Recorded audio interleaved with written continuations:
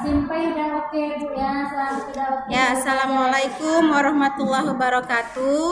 Ketemu lagi dengan Umi Nurnilawati. Nah, pada kesempatan hari ini kita akan mempelajari pelajaran matematika dengan materi piktogram.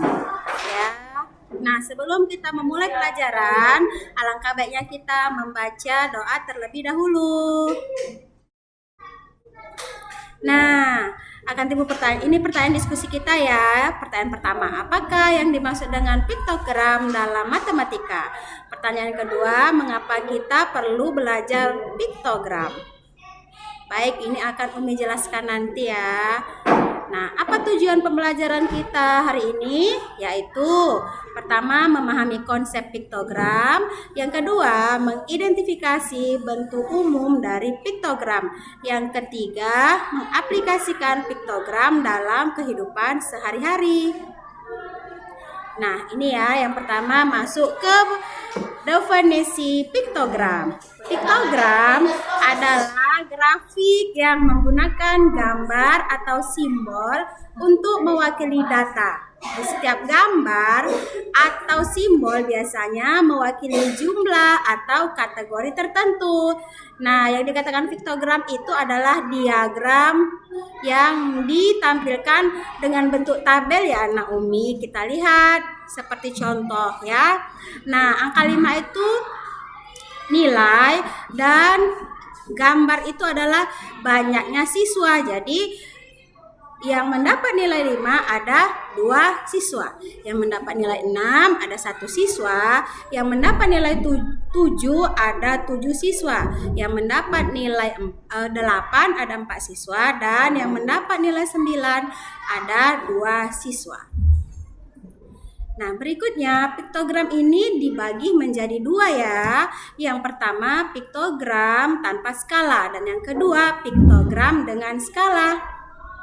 Nah, piktogram tanpa skala yaitu gambar atau simbol yang digunakan untuk mewakili data. Jadi, satu gambar itu mewakili satu data. Kita lihat tabel, kan di situ ada tabel warna dan banyak siswa. Nah, warna ungu disukai oleh 4 siswa, warna kuning disukai oleh 2 siswa, warna hitam disukai oleh 1 siswa, dan warna merah disukai oleh 5 siswa. Jadi setiap satu gambar itu mewakili 1 orang. Baik, dan yang kedua piktogram dengan skala. Apa itu piktogram dengan skala?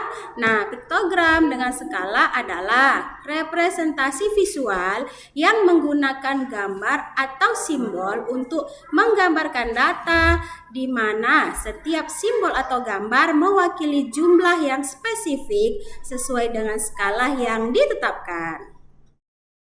Nah, mengapa kita perlu skala pada piktogram? Ya, ini manfaatnya ya. Pertama, mengatasi data yang besar.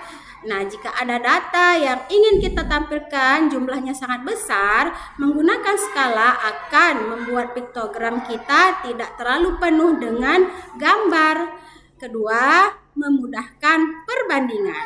Skala yang tepat bisa membantu kita membandingkan data dengan lebih baik dan efisien. Ini contoh piktogram dengan skala. Bisa dilihat pada tabel di sebelah kanan, itu ada data siswa meminjam buku di perpustakaan. Nah, sebelum kita jelaskan, Anak Umi silakan lihat gambar paling bawah, keterangan satu gambar mewakili 5 siswa ya. Jadi bagaimana cara membacanya? Nah, kita lihat pada hari Senin ya. Hari Senin sebanyak 3 siswa meminjam buku perpustakaan dan setiap anak mewakili 5 siswa. Jadi, jumlah anak yang meminjam buku pada hari Senin yaitu 3 dikali 5 sama dengan 15 siswa. Selanjutnya hari Selasa ada berapa siswa? Ya, ada 4 siswa ya. Jadi berapa jumlah siswa yang meminjam buku pada hari Selasa?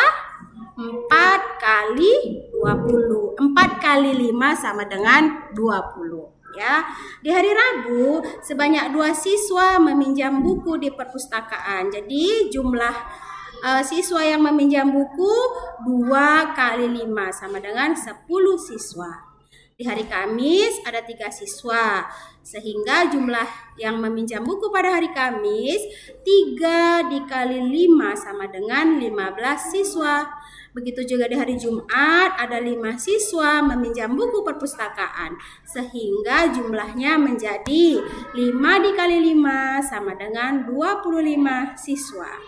Dan terakhir di hari Sabtu ada 1 siswa yang meminjam buku perpustakaan. Nah, setiap anak mewakili 5 siswa. Jadi jumlah anak yang meminjam buku pada hari Sabtu yaitu 1 dikali 5 sama dengan 15 siswa. Bagaimana anak Umi? Sudah paham sampai di sini? Oke, kita lanjutkan ya. Nah, karena anak-anak Umi sudah paham dan agar lebih mantap lagi, Umi akan menyajikan soal latihan ya. Nah, soal ini bisa dikerjakan di buku tugas anak-anak Umi sekalian. Oke, kita lanjut. Nah, apa kesimpulan dari pelajaran hari ini? Kesimpulannya adalah piktogram adalah alat yang efektif untuk menyajikan dan memahami data dalam bentuk yang lebih mudah dan menarik, terutama bagi siswa di kelas 4. Baik, demikian penjelasan Umi tentang materi pelajaran hari ini mengenai piktogram. Mudah-mudahan apa yang Umi sampaikan bisa lebih anak-anak Umi bisa lebih memahami materi kita ini. Dan Umi akhiri dengan Assalamualaikum warahmatullahi wabarakatuh.